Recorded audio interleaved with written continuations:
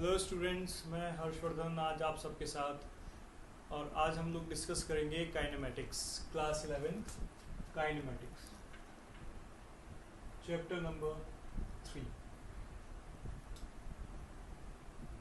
Motion in a straight line. Motion in a straight line.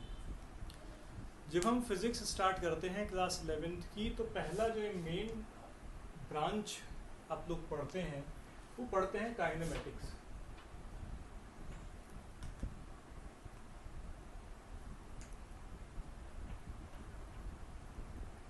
और kinematics में दो topic होते हैं, पहला motion in a straight line और दूसरा motion in a plane. Motion in a plane पढ़ने के लिए हम लोगों को आना चाहिए वेक्टर। तो नेक्स्ट वीडियो जो हमारी रहेगी वो वेक्टर पे रहेगी, और ये पूरी वीडियो किस पे रहेगी? Motion in a straight line पर। Motion in a straight line आप लोगों ने क्लास 9th में भी पढ़ा। क्लास 9th में आप लोगों ने इसमें पढ़ा कि there are 3 equations of motion, namely v equal to u plus at, s equal to ut plus half at square and v square equal to u square plus 2a। ये आपने इतना इसमें 9th में पढ़ लिया था, और बहुत सारी छोटी छोटी डेफिनेशंस पढ़ी थी। हम उनको यहाँ पे अब इलेबोरेट करेंगे और इस पूरे टॉपिक को हम ले जाएंगे कैलकुलस में।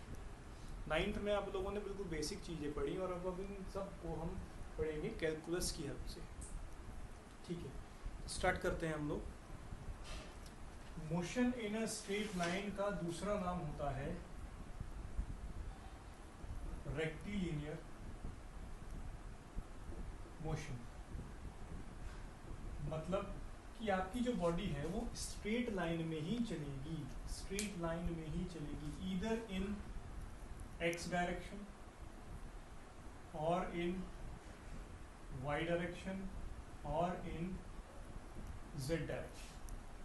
किसी भी एक डायरेक्शन की हमने बात कर ली, और इस डायरेक्शन में अगर बॉडी स्ट्रेट मूव कर रही है, either in positive either in negative, then it will be termed as straight line motion और रेक्टिलिनियर मोशन। रेफरेंसेस देख रहे थे हम, कुछ भी पढ़ते हैं तो उसके लिए हम रेफरेंस की रिक्वायरमेंट देखते हैं।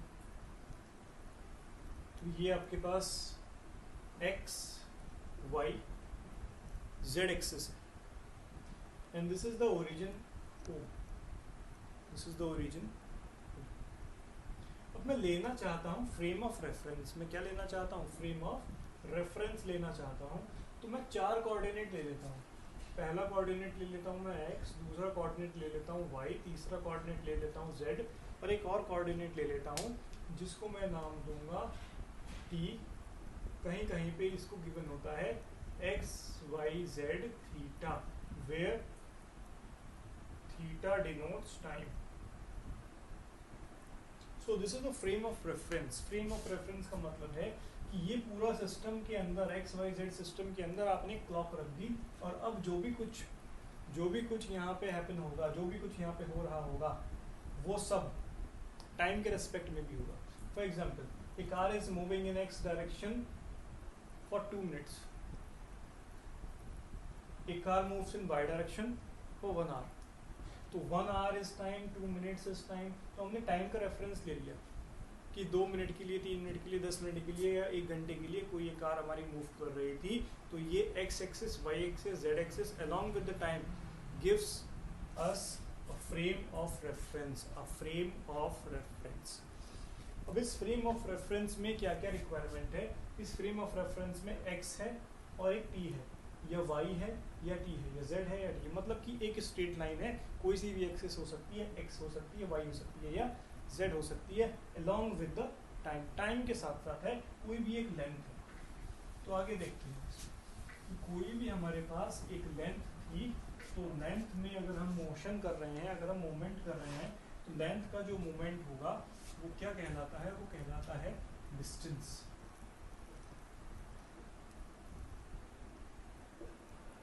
Distance distance is the total length, total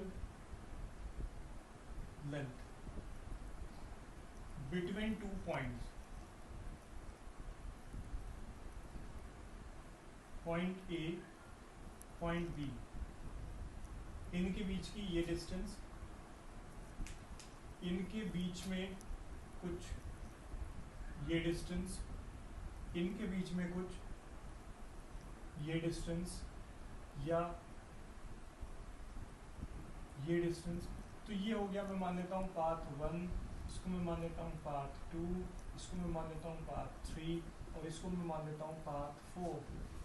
so all the path A B gives the distance between A point and B point. For example, आप अपने घर से निकले और घर से निकल के आपको जाना है स्कूल, और स्कूल जाने के आपके घर से 3-4 रास्ते हैं, तो वो सभी ही रास्तों पे चलने वाले कहलाएंगे डिस्टेंसेस. सभी को कवर किया आपने तो वो कहलाएगा डिस्टेंस. यानी हम A पॉइंट से B पॉइंट तक गए by path 1, so path 1 is a distance. by path 2 is a distance, path 3 is a distance, path 4 is also a distance, and all these distances have a same unit. now इसकी unit क्या होती है? it is a length, total length, and length की unit होती है metre. ये एक scalar quantity है because it is not depending upon the path. किधर से हम लोग जा रहे हैं, sorry, it does not depend upon the points. किधर से हम लोग जा रहे हैं ये इंपॉर्टेंट है. ए पॉइंट से बी पॉइंट तक गए 1 की हेल्प से, तो वो एक डिस्टेंस बन गया ए बी 1. ए से बी तक गए ए बी 2, ए से बी तक गए ए बी 3, ए से बी तक गए A B 4, and all are the distances. So all these distances are scalar quantity. They do not have any particular direction. A point से बी पॉइंट तक जाने के लिए एक डायरेक्शन मिली मुझे 1, एक डायरेक्शन मिली मुझे 2, एक मिली 3 जो कि zigzag थी, और एक मिली मुझे डायरेक्ट 4. तो डायरेक्शन कांस्टेंट तो है नहीं, लेकिन एक इनिशियल पॉइंट से फाइनल पॉइंट तक हम लोग जा रहे हैं. तो ये कहलाता है ऐसी क्वांटिटीज जो डिपेंड नहीं करती डायरेक्शन पर, वो कहलाती हैं scalar quantity. It is a scalar quantity. तो वो सारी क्वांटिटीज जो डिपेंड नहीं करती किसके ऊपर, डायरेक्शन के ऊपर, क्या कहलाती हैं? Scalar quantity. मैं लिख देता हूँ, quantities independent of direction are termed as scalar quantities. So, quantities which are independent of direction are termed as scalar quantity, and distance is a scalar quantity. Now here is a twist. आपने पढ़ा था class 9th में भी कि अगर मैं इस distance की बात कर रहा हूँ तो इन 4 पाथ में आपके पास एक पाथ है 4, यानी path 4 is the smallest path, and so smallest distance between A and B. A से B तक जाने की जो smallest distance है वो है path 4, and so path 4, which is the smallest distance between point A and B, gives displacement because it is fixed. इससे छोटा हो ही नहीं सकता, ये सबसे छोटा है, और जो सबसे छोटा डिस्टेंस होता है 2 पॉइंट के बीच का, उसको कहते हैं डिस्प्लेसमेंट. उसको कहते हैं डिस्प्लेसमेंट. ये मेरे पास हो गया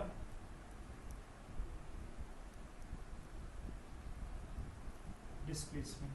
and it is always in fix direction. It is always in fix direction. इसकी ऐसा नहीं कि किसी भी डायरेक्शन से चलेगा तो स्मॉलेस्ट आता है. Smallest path is the only path, and because it is a only path, hence it has a particular direction. तो जिस डिस्टेंस के पास डायरेक्शन होती है उसको कहते हैं डिस्प्लेसमेंट. जिस डिस्टेंस के पास डायरेक्शन होती है उसको कहते हैं displacement, and displacement is a smallest distance, and so displacement is a vector quantity.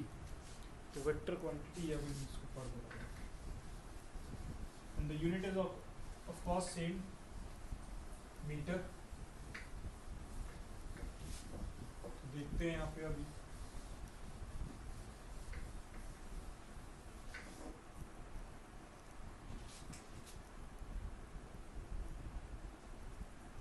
distance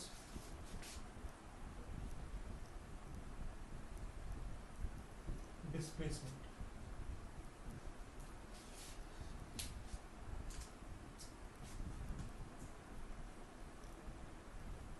Any length between 2 points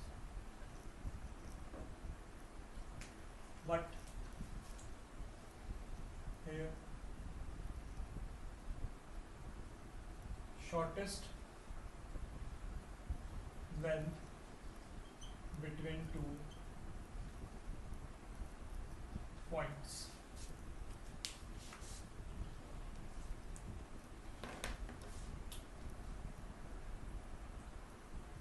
Again, scalar quantity cannot be negative, कभी भी नेगेटिव नहीं होगा. डिस्प्लेसमेंट की बात करें, vector quantity can be negative and zero. For example, circle है एक, point A से गए तो ए ओ बी का displacement A O B equal to 0. A से शुरू करा, बी तक पहुंचे और बी से ए पर वापस आ गए, तो initial and final point same हो गए. और जब इनिशियल और फाइनल पॉइंट सेम हो जाते हैं तो डिस्प्लेसमेंट होता है 0. जब इनिशियल और फाइनल पॉइंट सेम हो जाते हैं तो डिस्प्लेसमेंट होता है 0. ध्यान रखनी है ये बात कि जब इनिशियल और फाइनल पॉइंट्स सेम हो जाएंगे तो हमारा डिस्प्लेसमेंट हो जाएगा 0. बट यहाँ अगर मैं देखूँ तो मेरे पास distance A O B equal to 2 pi r which is known as the circumference of the circle. क्या कहला रहा है ये? सर्कमफ्रेंस ऑफ द सर्कल कहला रहा है. तो ये तो हो गया circumference which is given by distance, और ये हो गया 0 विच इज डिस्प्लेसमेंट. ठीक, चलो आगे देखते हैं. अब इस डिस्टेंस और डिस्प्लेसमेंट के साथ साथ हमारे पास फ्रेम ऑफ रेफरेंस में अवेलेबल था टाइम, और दोनों की हम बात करने वाले हैं और इसी फॉर्मेट में हम लोग बात करेंगे. तो डिस्टेंस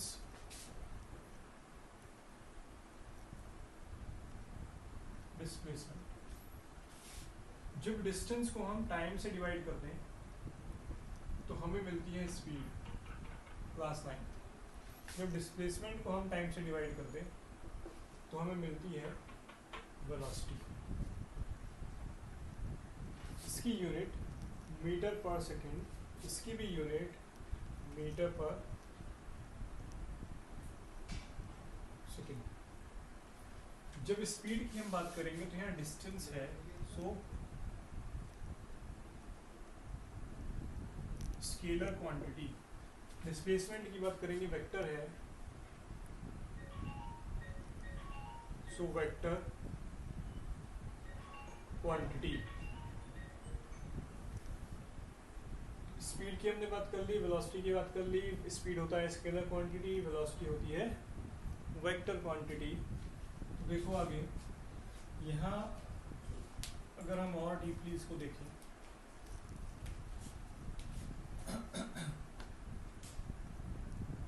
स्पीड इक्वल टू, और ये एवरेज है, तो ये बनता है total distance upon total time. Velocity जो होती है ये दो तरह से होती है. वेलोसिटी एवरेज यानी net displacement upon total time, and instantaneous delta S upon delta t, where delta s is the change in displacement. So delta s upon delta t and limit delta t tends to 0, यानी instant की बात हो रही है एक particular instant पे t equal to 3 second, third second की बात हो रही है। और जब थर्ड सेकेंड की बात हो रही थी तो टाइम बहुत छोटा था, एक सेकेंड था बस।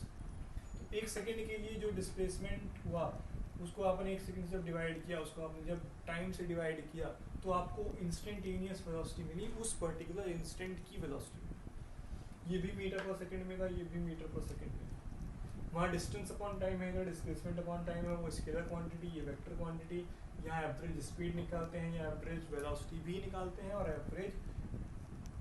इंस्टेंटेनियस वेलोसिटी भी निकालते हैं। अब हम इस पर्टिकुलर पॉइंट को जब कैलकुलस में लेके जाएंगे तो ये मेरे पास बनेगा v equal to d upon dt of s, where s is displacement, t is time. So instantaneous velocity is given by the rate of change of displacement per unit time. The rate of change of, देखो rate तो होता ही time के according है, तो rate of change of displacement लिख दोगे direct, ये भी क्या दे रहा है आपको, वेलोसिटी दे रहा है। तो rate of change of displacement is given by velocity. आगे देखते हैं इसकी।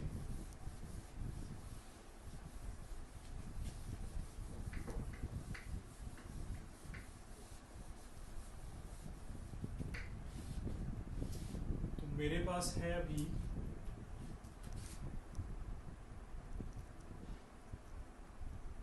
Distance,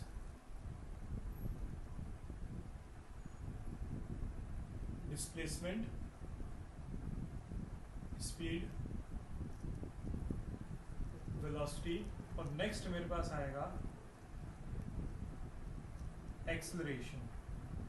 acceleration is denoted by small e, and this is given by rate of change of velocity, मतलब a equal to d upon d t of v, d upon d t of v। Velocity की हम थोड़ी सी और बात कर लें तो ये दो तरह की होती है। पहली initial velocity from the start of motion, एक होती है final velocity, end of motion। तो इनिशियल वेलोसिटी, जब स्टार्टिंग में हम वेलोसिटी देखते हैं तो उसको हम इनिशियल वेलोसिटी कहते हैं, जब फाइनल देखते हैं तो एंड ऑफ द मोशन के लिए हम फाइनल वेलोसिटी कहते हैं। एक्सेलरेशन होता है rate of change of velocity, तो dv अपॉन dt। अब इस फाइनल वेलोसिटी को हमने रिप्रेजेंट किया v से, और इस इनिशियल वेलोसिटी को रिप्रेजेंट किया हमने u से। तो चेंज इन वेलोसिटी कितना आया, चेंज इन वेलोसिटी आया v माइनस यू। ये मान लीजिए था किसी टाइम t1 पर, ये मान लीजिए था किसी टाइम t2 पर, तो कितना बन गया, t2 माइनस t1 बन गया, which is given by dv upon dt when this acceleration is instantaneous. तो ये भी इसकी delta v upon delta t, limit delta t tends to 0। अब देखो बच्चों सुनो ध्यान से, होता क्या है, होता ये है कि सब कुछ आपको जो पढ़ना है फिजिक्स में वो रेफरेंस लेकर पढ़ना है। सब कुछ जो आपको पढ़ना है वो रेफरेंस लेकर पढ़ना है। कैसे पढ़ना है, earth is moving, earth is moving, we all are moving with the same speed as of earth. Now अगर आप किसी भी एक चीज़ का मोशन देखते हो, किसी भी एक बॉडी का मोशन देखते हो, तो वो मोशन हमेशा ही एक रेफरेंस पॉइंट को लेके देखा जाएगा। For example, according to the fan, if fan is stationary and you are moving, then you are moving with respect to fan. You are moving with respect to a tree. You are moving with respect to a pillar. you are moving with respect to a point on the floor. Two bodies are moving, my two hands are moving, and my right hand is moving with respect to left, and my left hand is in rest with respect of moving hand. तो ये हम हमेशा reference लेके चलते हैं. तो reference जब हमने लेना शुरू किया तो देखा कि किसके रेफरेंस में कौन सा आता है, यानी किसके रेफरेंस में हम बात कर रहे हैं, किसके रेस्पेक्ट में हम बात कर रहे हैं. तो सब कुछ हम रेफरेंस ले रहे हैं, सब कुछ हम रेफरेंस ले रहे हैं दो तरीके से. एक तो एक पॉइंट जो होता है ओरिजिन, और एक ये टाइम. यानी सब कुछ जो हम इसमें पढ़ने वाले हैं वो सब किसके रेस्पेक्ट में होगा, टाइम के रेस्पेक्ट में होगा. इसीलिए हमेशा रेट ऑफ चेंज में मैं डिवाइड कर रहा हूँ dt से या डेल्टा t से या चेंज इन टाइम से. ठीक. अब इनमें से देखो कौन सा वेक्टर है, कौन सी स्केलर क्वांटिटी है. Distance scalar, displacement vector, speed scalar, velocity vector, and because acceleration is given by delta v upon delta t or dv upon dt, so acceleration is also vector. Because acceleration is vector, so it has some direction, and because it is a vector, it can be zero, positive or negative. Negative acceleration को बोलते हैं retardation, और negative acceleration. Zero, positive, negative. Negative का मतलब retardation और negative acceleration. And this is the basic of this chapter. तो इस chapter में आपको इन सब चीज़ों को डील करना है. डिस्टेंस को, डिस्प्लेसमेंट को, स्पीड को, वेलोसिटी को, एक्सेलरेशन को. अब एक्सेलरेशन के टाइप हो गए. अब हम इन सबको और समराइज करते हैं.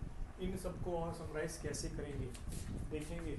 हम तीन तरह के वेक्टर्स के साथ डील कर रहे हैं. पहला वेक्टर मिला हमें डिस्प्लेसमेंट, दूसरा वेक्टर मिला हमें वेलोसिटी, और थर्ड वेक्टर मिला हमें अब तक एक्सेलरेशन. ये हमारे पास फिलहाल एट प्रेजेंट 3 वेक्टर्स अवेलेबल हैं, और इन तीनों वेक्टर को हम लोग कंबाइन कर देंगे. देखो कैसे. As acceleration equal to dv upon dt,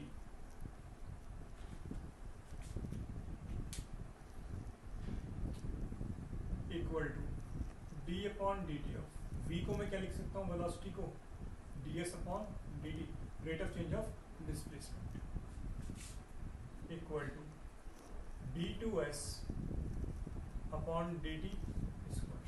d 2 बार आ रहा है इसलिए d स्क्वायर, क्या dt आ रहा है इसलिए dt स्क्वायर है. ये मैथमेटिकल टर्म है डिफरेंशिएशन की, कैसे डिफरेंशिएट करते हैं. तो d2s अपॉन dt स्क्वायर को d2 बोलते हैं, d स्क्वायर एस नहीं, d2s upon dt square. So a equal to dv upon dt equal to d2s upon dt square. ठीक है. और देखो as v equal to ds upon dt, ds equal to v dt, integration of ds gives the total displacement, so v integration dt. ये integration की form में. Similarly a equal to dv upon dt, dv equal to a dt, v equal to integration of dv equal to a integration of dt. If v is the function of time तो v dt ही आ जाएगा अंदर. हम इसको हटा के यहाँ से कहाँ लगा देंगे, इधर लगा देंगे कि इंटीग्रेशन ऑफ v dt.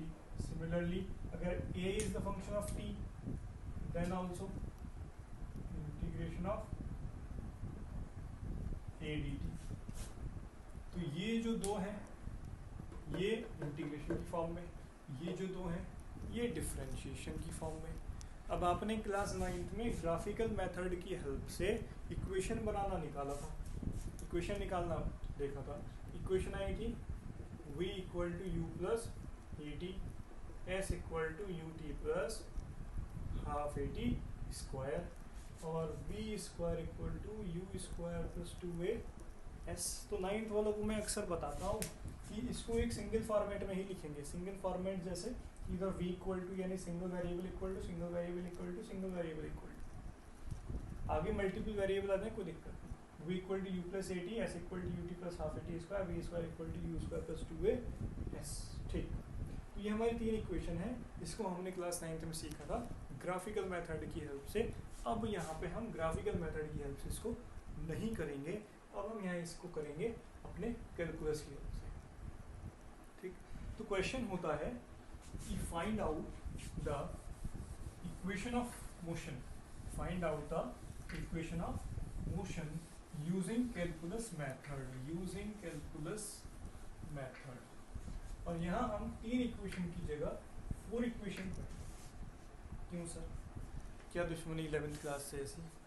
तो 3 इक्वेशन की जगह हम क्या पढ़ेंगे, 4 इक्वेशन पढ़ेंगे। और ये जो 4th इक्वेशन है ये हम पढ़ेंगे बिकॉज आप लोगों ने पढ़ा एपी, तो एपी की वजह से वहाँ पे nth आया करता था कि nth distance sn minus sn-1 निकालते थे वहाँ पे।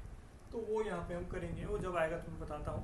फिलहाल है आपके पास कि फाइंड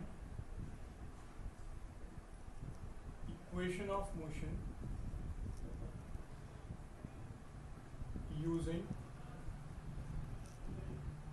कैलकुलस मेथड। बेहद आसान है, ध्यान से समझेंगे। तो क्वेश्चन है आपका find equation of motion using calculus method. तो देखो, as we know that E equal to dv upon dt implies that dv equal to ad t. Integrating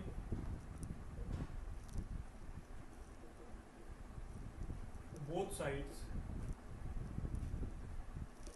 within limit, limit क्या है, 2 वेलोसिटी बताई थी, initial and final. So integration of dv equal to integration of ad t u से लेके v तक, और यहाँ पे t1 से लेके t2 तक। सो v और लिमिट लगा दी a t और लिमिट लगा दी t1 से t2 तक। तो सोचो कि जब हम यहाँ पे ले रहे होंगे उस वक्त तो ये पूरा मोशन रेस्ट पे होगा, starting from rest t1 equal to 0, t2 equal to t। तो मुझे मिल गया यहाँ से upper limit minus lower limit a t, lower limit 0 हो गई, अपर लिमिट t हो गई। तो मुझे मिल गया v इक्वल टू, ये माइनस u उधर प्लस में चला गया, plus a t। So my first equation is v is equal to u plus t, and this is my first equation. इसको हमने यहाँ तक इसकी बेसिक्स की बात कर ली, and this is my first equation. Clear? I guess clear. Next. तो ये फर्स्ट इक्वेशन थी, इधर मान लेते हैं for second equation. As we know that v is equal to ds upon dt implies that ds equal to v dt। v का कितना है answer, v equal to u plus a t. तो यहाँ मुझे मिल गया ds equal to u plus a t into d t, integrating both sides, integrating both sides. Similarly, ds u plus at dt within limit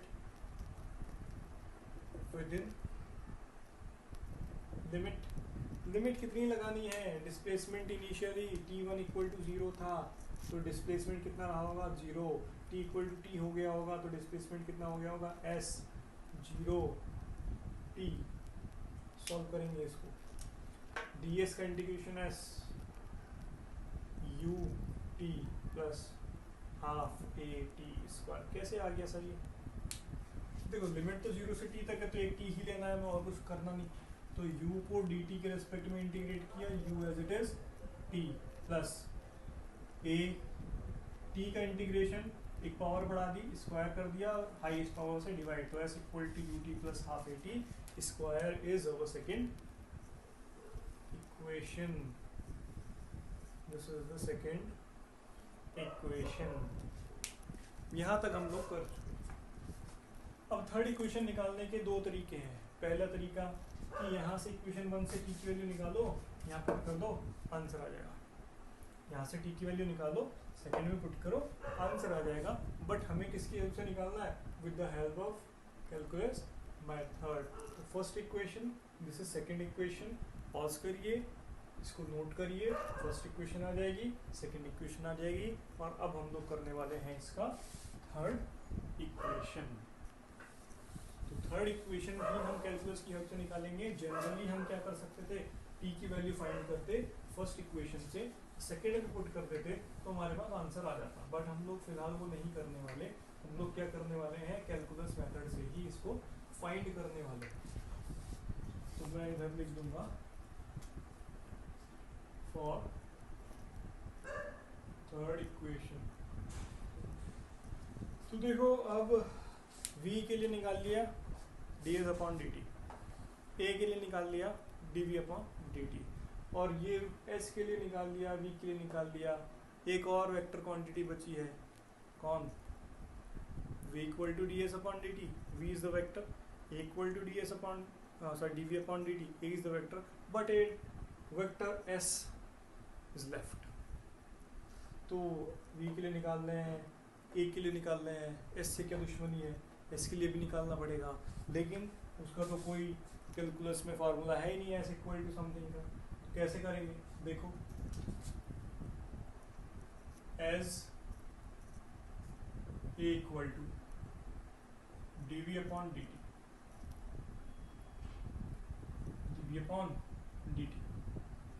अब क्या करेंगे? इसको ds से ऊपर नीचे मल्टीप्लाई कर दो, इसको ds से ऊपर नीचे मल्टीप्लाई करें। जब हम इसको ds से ऊपर नीचे मल्टीप्लाई करेंगे, तो ये जो हमारे पास ds अपॉन dt बन रहा है, अब ये बन जाएगा ds upon dt is v, और इधर बन गया dv अपॉन ds। ठीक, अब वापस v dv is equal to a ds, v dv equal to a ds। Now integrating both sides within limit, integration v dv equal to integration a ds 0 से s तक, क्योंकि t1 पे s 0 था, t2 equal to t पे displacement complete हो गया था। v dv, v के लिए u से लेके v तक, तो u से v तक, और यहाँ पे ds का इंटीग्रेशन s। v को v के रेस्पेक्ट में इंटीग्रेट करना है तो एक पावर बढ़ा दी और डिवाइड कर दिया हाईएस्ट पावर से।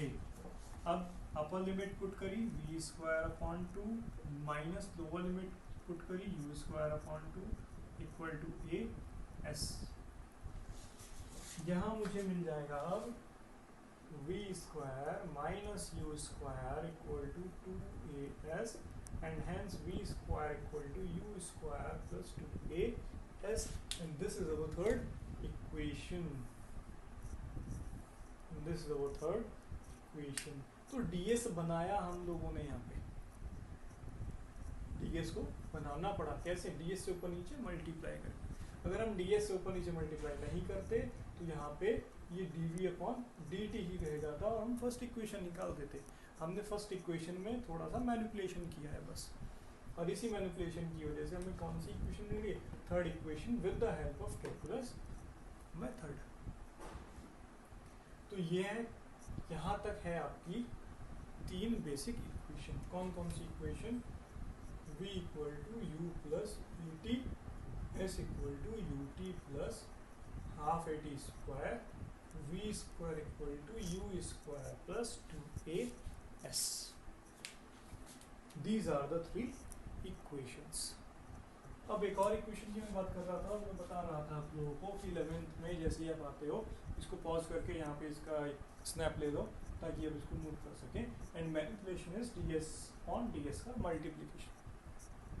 तो मैं बता रहा था कि एक और इक्वेशन होती है जिसको हम कहते हैं fourth equation of kinematics, fourth equation of motion भी कह लेते हैं, फोर्थ इक्वेशन ऑफ काइनेमेटिक्स भी कह लेते हैं। And that is the equation which evolves due to the arithmetic progression. ऐसा क्यों सर? सुनो कि ऐसा क्यों होता है, क्वेश्चन की हेल्प से करते हैं इसको। Question is find the fourth equation of motion,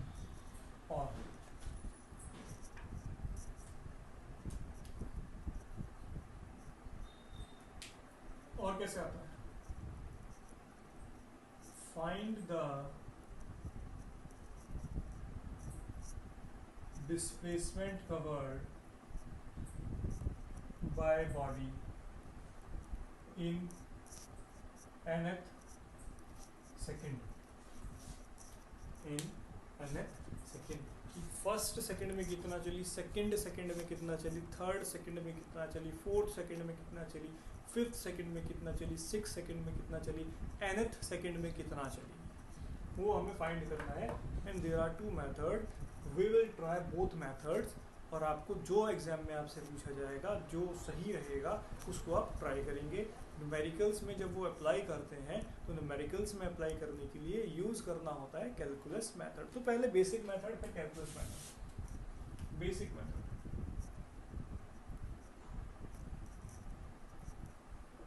basic method s equal to u t plus half a t square.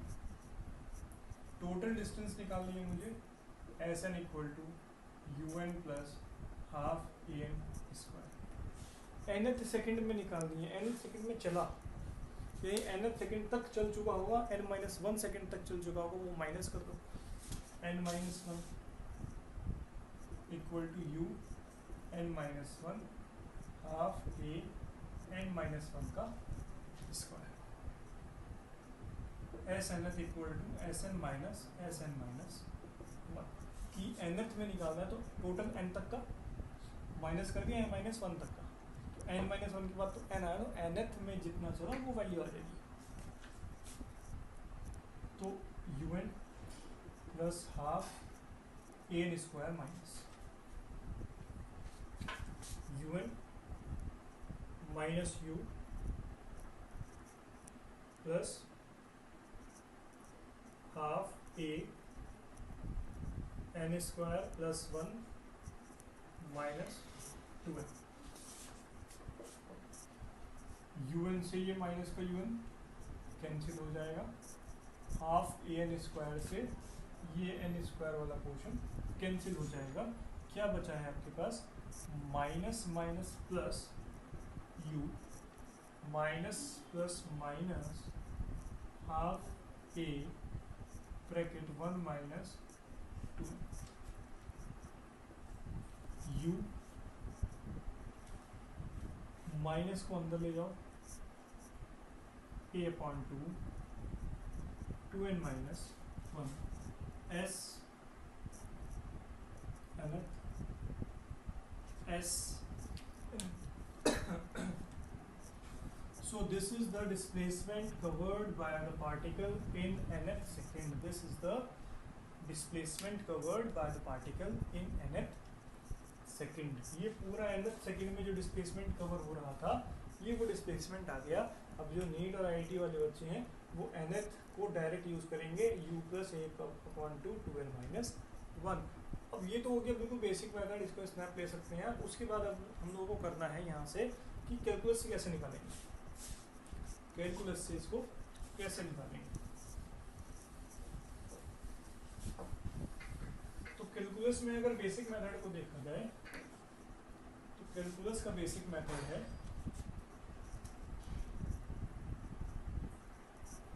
Calculus method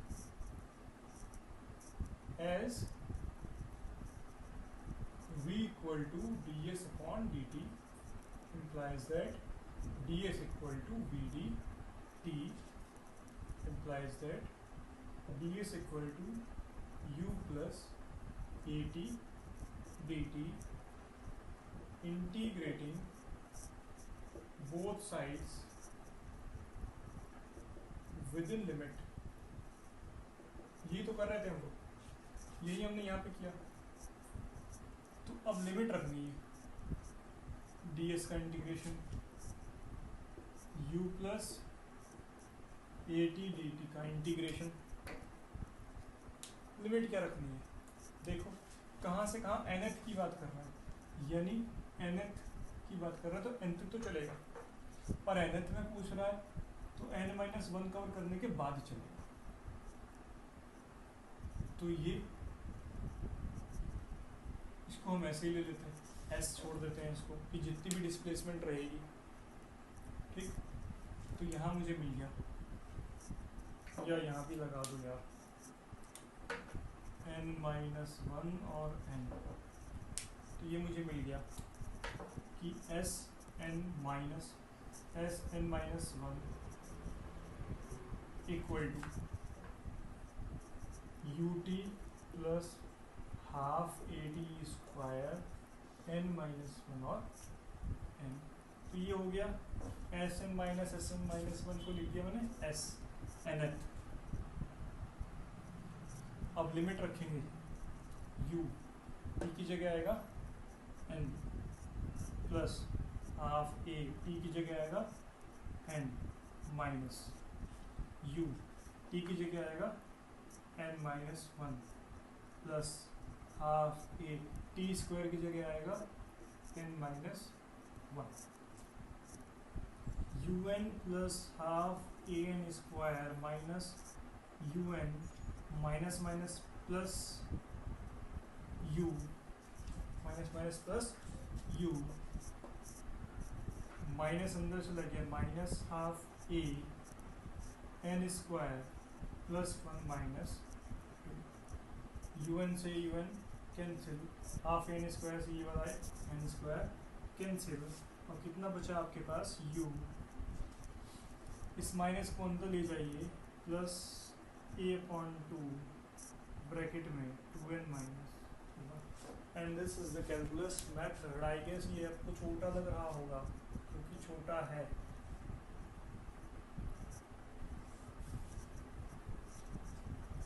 u plus A upon 2 2n minus 1, यही हमने पहले निकाला था. इसका मतलब कि दोनों मेथड हमारे ठीक हैं. अगर दोनों मेथड हमारे ठीक हैं तो यहाँ से हमने कैलकुलस मेथड भी कर लिया और इसका बेसिक मेथड भी कर लिया. और दोनों मेथड को करने के बाद सेम चीज़ आ रही है. तो अब आपके पास फॉर्मूले बन गए, इक्वेशंस बन गई. कौन कौन सी, v equal to u plus a t equation 1, s equal to u t plus half a t square equation 2, v square equal to u square plus 2 a s. ठीक. Fourth equation is s nth u plus a upon 2 2n minus 1.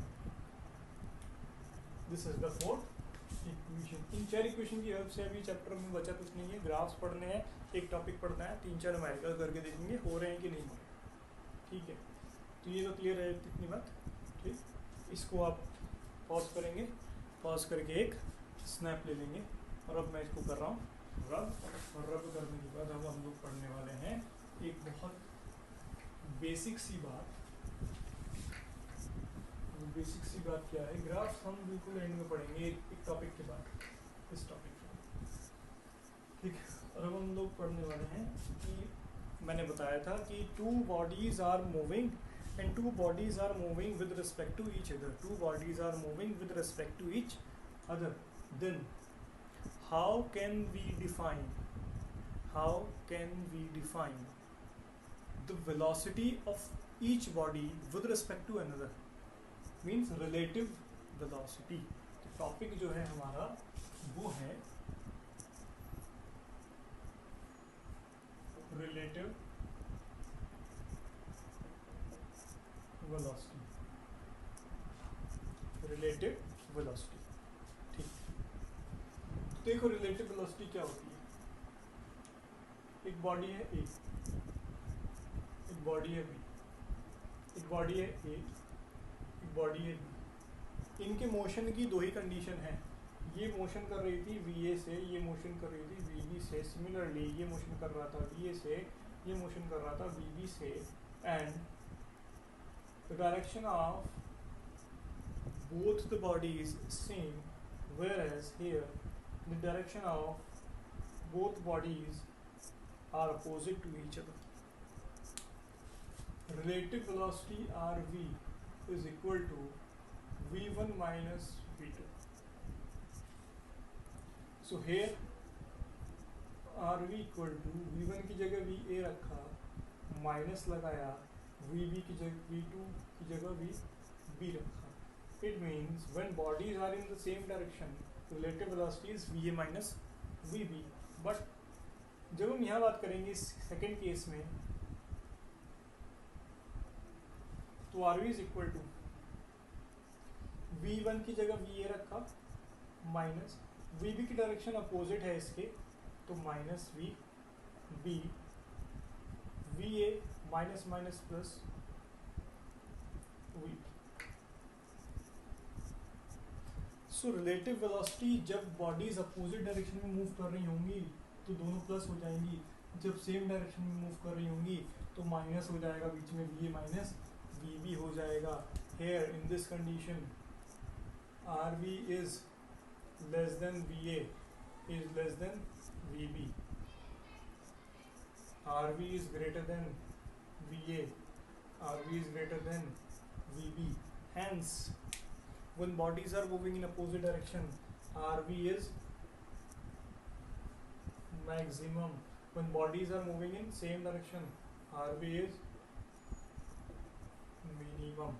You can explain this in words, in the form of points, or in the mathematical format. How? Let us consider two bodies are moving with velocity 1 meter per second and 2 meter per second. Okay, 1 meter per second, 2 meter per second and 5 meter per second. So 2 meter per second and 5 meter per second. मैंने ये ले लिया और मैंने यहाँ से RV निकाल दिया, माइनस करके 3 मीटर पर सेकेंड आ गया. तो यहाँ से मैंने निकाला 8 मीटर पर सेकेंड आ गया. सो 8 is greater than 3 and 5. Similarly 2 and 5 and 3 जो यहाँ से आंसर आएगा वो इसमें मिनिमम आएगा. तो ये हम लोग देख लेते हैं इसमें कि यहाँ पे क्या हो रहा है. ठीक, अब देखो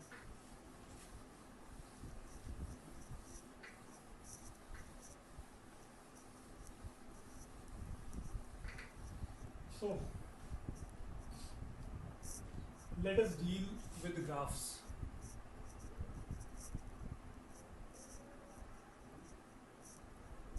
Let us deal with the graphs. Let me explain you the formation of uniformity and non-uniformity. Uniform, non uniform. मतलब समझो, अक्सर टीचर्स क्या करते हैं, अलग अलग पढ़ा देते हैं, uniform velocity, non uniform velocity, uniform acceleration, non uniform acceleration. And मैं सोचता हूँ कि एक ही चीज़ रखते हैं कि uniform physical quantity, non uniform physical quantity. Uniform physical quantity is when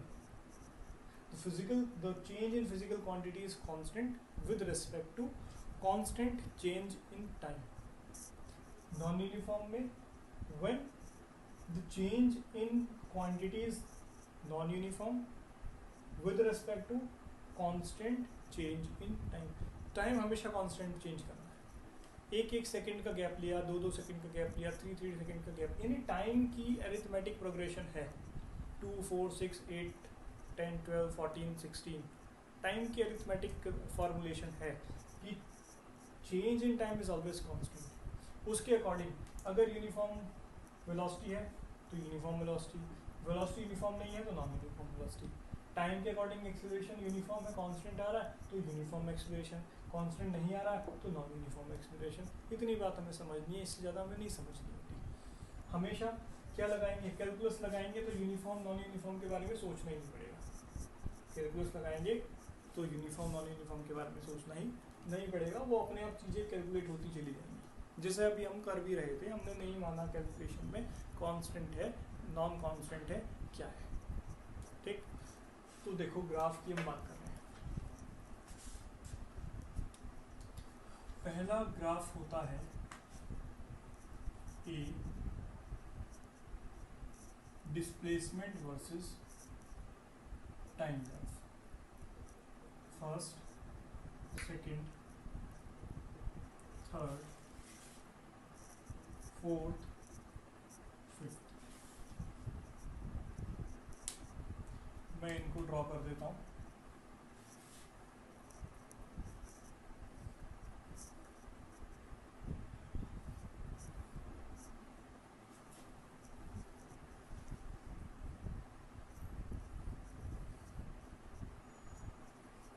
time and displacement. ठीक, पहला है कुछ ऐसे, at t equal to 0 s was something and t is increasing but as s is not increasing। तो ये हो गया graph किसके लिए, at rest, body at rest। this is like this। second is, so slope equal to tan theta and because it is constant so velocity is constant and positive and positive। similarly slope equal to tan theta equal to constant, velocity is constant and negative। इसका मतलब क्या है, इनका मतलब है कि uniform velocity में है लेकिन वेलोसिटी पॉजिटिव है और इसमें वेलोसिटी नेगेटिव है, लेकिन है कैसी वेलोसिटी, यूनिफॉर्म।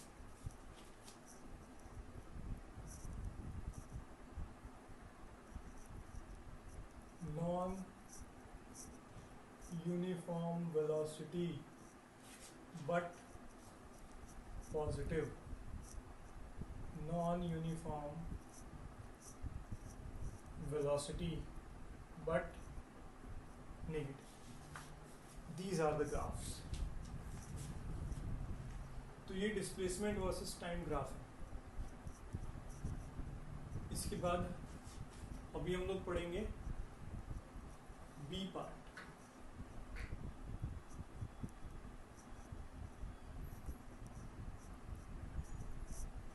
और बी पार्ट के लिए मैं सभी एस को हटा देता हूँ, मैं सभी एक्सप्लेनेशन को हटा देता हूँ मैं यहाँ से भी ये एक्सप्लेनेशन हटा देता हूँ। मैं दोबारा लिखता हूँ कि बी पार्ट और बी पार्ट में velocity time concept, here it is v v v v। पहला ग्राफ वही जैसा था, वेलोसिटी कांस्टेंट है, जितनी थी उतनी ही है, इसमें कोई चेंज नहीं आया। तो body is in uniform motion as v equal to constant. ठीक, v कैसा है, कांस्टेंट है, वो चलता जा रहा है। स्लोप टेन थीटा कांस्टेंट है, तो यहाँ वेलोसिटी कांस्टेंट नहीं होगी, यहाँ पे एक्सीलरेशन कांस्टेंट होगा, यहाँ पे एक्सीलरेशन 0 हो गया, तो acceleration is constant. Slope constant, acceleration is constant and negative, क्योंकि स्लोप क्या है, dv अपॉन dt, तो acceleration is constant and negative. Non uniform acceleration and positive, non uniform acceleration and negative. तो इतना क्लियर है आप लोगों को, ये आप सबके ग्राफ्स हैं, और इन ग्राफ्स को पढ़ने के बाद अब हम लोग डिसाइड करेंगे कि किसी एक इक्वेशन में ग्राफ कैसे बनाना होता है। For example we have equation v equal to u plus at, v equal to u plus at। अच्छा एक बात बताओ, कांस्टेंट एक्सेलरेशन के कितने तरह के ग्राफ हो सकते हैं? कांस्टेंट एक्सेलरेशन का मोशन कैसा हो सकता है? Motion of constant acceleration, either it is a straight line or it is parabolic. Why parabolic? Because gravitational acceleration is always constant, g g g g g, सबके लिए g है। तो constant acceleration के दो ही तरीके हो सकते हैं, या तो पैराबोलिक हो या फिर स्ट्रेट लाइन में हो, बस। तो हम ग्राफ की बात कर रहे थे, और ग्राफ की बात कर रहे थे फर्स्ट इक्वेशन की, and the equation is v equal to u plus at। So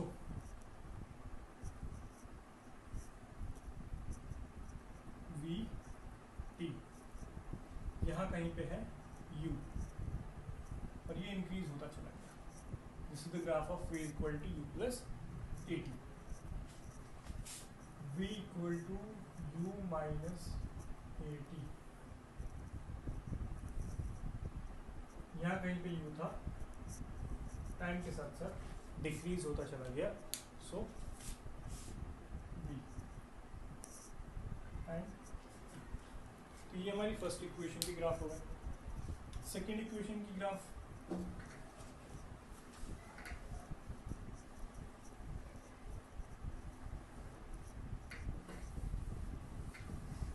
second equation is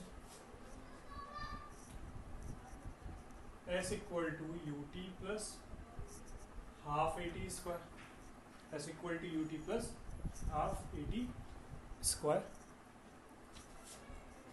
तो यहाँ से अगर हम देखेंगे इसका graph, s t, if body starts from rest, if body starts from rest, तो ये s proportional to at square बन रहा है। और प्रीवियस 11th क्लास की वीडियो में मैथमेटिकल टूल में मैंने बताया था x equal to a y square का ग्राफ, और y equal to a x square का ग्राफ। तो ये पॉजिटिव में जा रहा है, तो इसका जो ग्राफ बनेगा वो कुछ ऐसे बनेगा, इंक्रीजिव ऑफ s। अगर यहीं पे हो जाता s equal to u t minus half a t square, if body starts from rest। तो ये बन जाता कुछ इस तरह से एस टी। ठीक, तो फिलहाल आगे देखो, ये हो गए हमारे ग्राफ्स। तो अब हम लोगों ने डिस्कस कर लिए ग्राफ्स। ग्राफ के बाद अब हम लोग डिस्कस करेंगे कि फॉर्मुलेशन करते कैसे हैं, हम न्यूमेरिकल सॉल्व करते कैसे। तो हमारे पास इक्वेशन तो बहुत सारी हैं, जैसे v equal to u plus a t, s equal to u t plus half a t square, v square equal to u square plus two a s. Variable कौन कौन है?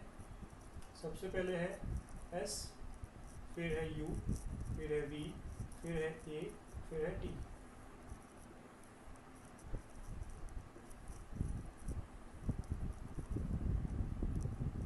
इक्वेशन 1, इक्वेशन 2, इक्वेशन 3 कौन सी कब लगानी होती है? Equation number 1 में क्या क्या है? u v a t। Equation number 2 में क्या है? these 4 variables. इक्वेशन नंबर 3 में कौन कौन है? v u a s।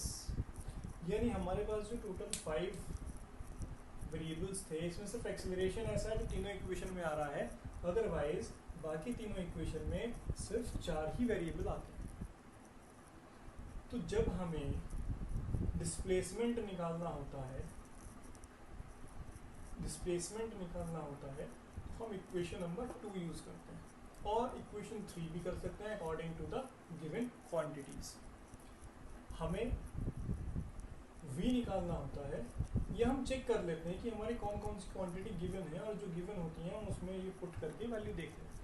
Equation number 1 कब लगानी है? जब हमें v या u निकालना हो। इक्वेशन नंबर 2 कब लगानी है? जब हमें s या a निकालना हो। इक्वेशन नंबर 3 कब लगानी है? जब हमें s या v निकालना हो। इन सब चीज़ों के लिए हम ये यूज़ करते हैं। ध्यान रखेंगे कि डिस्प्लेसमेंट के लिए जब कहेगा तो हमेशा हम इक्वेशन 2 से स्टार्ट करें, ट्राई करें 2 से स्टार्ट करने की। 90% क्वेश्चन इक्वेशन 2 से सॉल्व हो जाते हैं। अदरवाइज फिर आप इक्वेशन नंबर 3 का यूज़ कर सकते हैं, अदरवाइज इक्वेशन 2 से आप ट्राई कर सकते हैं। तो अभी हम लोग ट्राई करते हैं कुछ numericals. The question is 2 cars with 2 meter per second and 4 meter per second with 2 meter per second square and 1 meter per second square। Acceleration है ये वेलोसिटी है, हमने यूनिट से पहचाना। कह रहा है reaches at a point in same time from common starting point, find the length. तो देखो s equal to u t plus half a t square.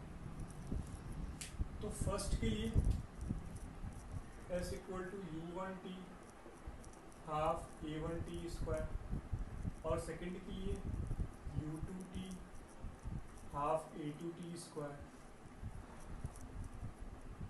Equating both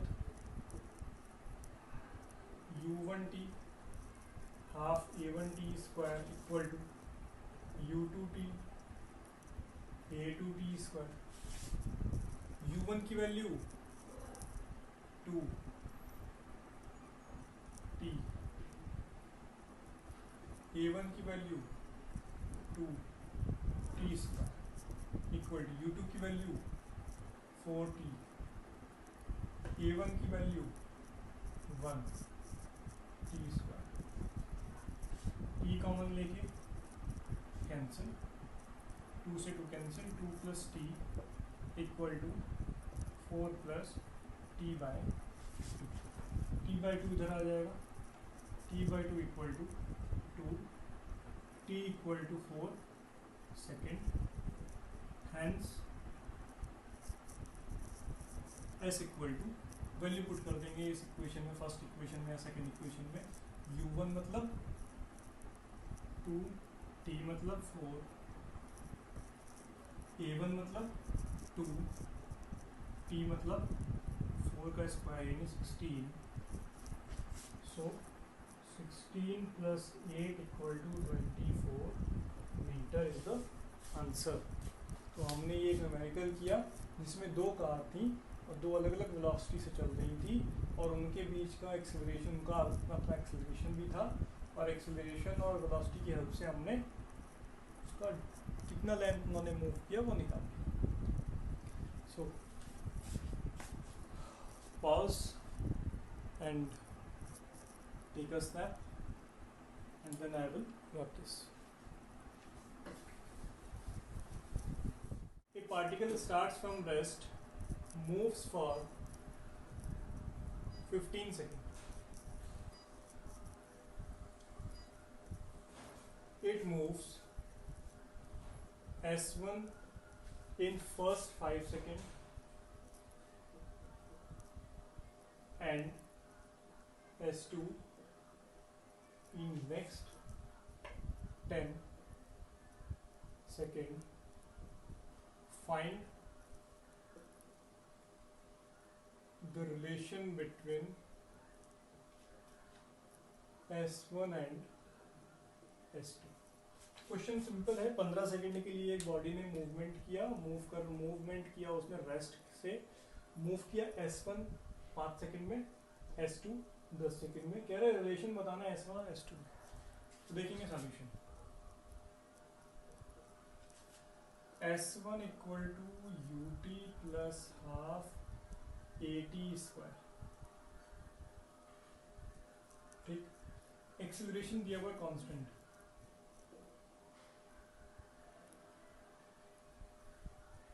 ठीक। तो S1 इक्वल टू u हो गया 0, हाफ a इंटू 5 का square 25 a upon 2। Again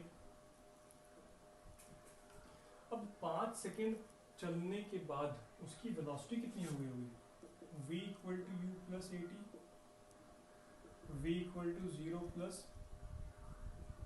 5a, तो v equal to 5a आ गया and this is u2। So S2 equal to u2t half at square, u2 कितना है 5a, t कितना है 10 प्लस हाफ a, अब t कितना है 10 का square, 50a plus 100a upon 2, 50a। so S2 equal to 100a, 100 को हम लिख सकते हैं 25 इंटू 4a, 25a का मतलब S1 इंटू 2, तो S1 into this, so S2 equal to 8s is the required answer. दोबारा हम इसको एक बार समझ लें। कह रहा था कि एक बॉडी है, एक पार्टिकल है, पार्टिकल मूव कर रहा है 15 सेकंड के लिए, तो 15 सेकंड तक उसने मूवमेंट किया, लेकिन दो पार्ट में। फर्स्ट 5 सेकंड में वो चला S1 और सेकंड 10 सेकंड में चला S2। एक्सेलरेशन कांस्टेंट रखा, S1 equal to ut plus half at square, तो S1 निकाला, u0 रख दिया, 25a अपॉन 2 आ गया। अब जब वो 5 सेकंड चल चुका होगा तो 5th सेकंड में जो वेलोसिटी फाइनल होगी वो 6th के लिए तो इनिशियल है, तुमने निकाल लिया initial velocity v equal to u plus at करके, v इक्वल टू 0 प्लस 5 है, यानी फर्स्ट की फाइनल सेकंड की initial v equal to 5a आया, जो कि हमारा u2 है। S2 equal to u2t plus half at square, u2 की वैल्यू रखी 5a, t को रखा 10 क्योंकि नेक्स्ट 10 सेकंड की बात हो रही थी। S2 निकाला 100a आया, 100 को लिखा 25 इंटू 4, तो 25a को हमने यहाँ से लिख दिया 25a equal to S1 into 2, तो S1 into 2 into 4 and that is 8s1। This is the relation between, this is the relation between S1 and S2। ठीक, पॉज करिए और जल्दी से इसको नोट भी करिए। So वो थर्ड क्वेश्चन है, the car is moving with 126 kilometre per hour, stops in 200 metre, 200 metre चलने पर रुक जाती है। कह रहा टाइम बताओ कितना लगेगा और कितने रिटार्डेशन से वो रुकेगी। सिंपल है, कह रहा है कि मूविंग है 126 किलोमीटर पर आवर, मतलब 126 इंटू 5/18, ठीक है। तो इसको हम कैंसिल कर लेते हैं, 6 और उसके बाद कर लेते हैं इसको, आ जाएगा 35 मीटर पर। कह रहा रुक जाएगी, तो v कितना हो गया 0, रुकने के लिए v कितना हो गया 0। s कितना है 200 मीटर, तो क्या क्या है, u है, v है, s है। एक्सेलरेशन निकाल लेंगे using third equation, v square equal to u square plus 2a s, v 0, u is 35 का square, 2a is we don't know, s is 200, so minus 400a equal to 35 into 35, so 25 को 16 times जाएगा, 25 से ये, और ये बन गया आपका 49/16 विद माइनस साइन मीटर पर सेकेंड स्क्वायर, जिसको हम कह सकते हैं 3.07 मीटर पर सेकेंड स्क्वायर, 3.07 मीटर पर सेकेंड स्क्वायर। तो रिटार्डेशन आ गया हमारा, क्योंकि माइनस में है ये। रिटार्डेशन के बाद निकालना है टाइम, तो using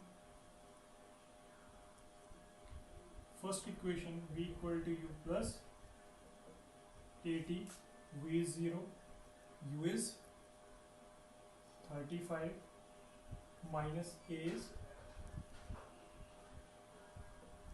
into implies that t equal to 35 into 16/49। तो यहाँ से हम इसको सॉल्व कर लेंगे और ये हमारे पास वैल्यू हो जाएगी 80/7 सेकेंड्स, यानी 11 पॉइंट सम सेकेंड्स। तो ये हमारा क्वेश्चन सॉल्व हो गया। एक और क्वेश्चन करते हैं, फोर्थ इक्वेशन के लिए, करते हैं कि a body moves 120 meter in 6 seconds. Find the acceleration if it starts from rest. तो s nth equal to u plus a/2 2n minus 1, ठीक है। s nth कितना 120, u कितना 0, a कितना निकालना है 2, n कितना है 6 सेकंड की बात हुई, तो मिल गया मेरे को ये 120 into 2 equal to a bracket 6 into 12 minus 1 11, a equal to 240/11, तो 21.8 मीटर पर second square. So this is the answer of acceleration. तो हमने 4 अलग अलग तरह के न्यूमेरिकल करके देखे। ये पूरा आपका जो पार्ट था ये था motion in a straight line, अब एक तरह के न्यूमेरिकल आप लोग करके देखेंगे और वो न्यूमेरिकल रहेंगे रिलेटिव वेलोसिटी के। When two cars are moving in opposite direction then relative velocity will be the sum of two velocities. When two bodies are moving in same direction then the relative velocity is the difference between both velocities. इसके ऊपर आप numerical करके देखेंगे। कोई query है तो नीचे मेरा नंबर रहेगा, आप उस पर बात कर सकते हैं। नेक्स्ट वीडियो हमारी नेक्स्ट टॉपिक पे रहेगी, यानी मोशन इन अ प्लेन हम लोग स्टार्ट करेंगे। इस वीडियो में हम लोगों ने पढ़ा motion in straight line and that next chapter will also be of kinematics. तब तक के लिए इसको करिए, इसके न्यूमेरिकल्स ट्राई करिए, डेरिवेशंस को ट्राई करिए, घर पर रहिए, सेफ रहिए, टेक केयर।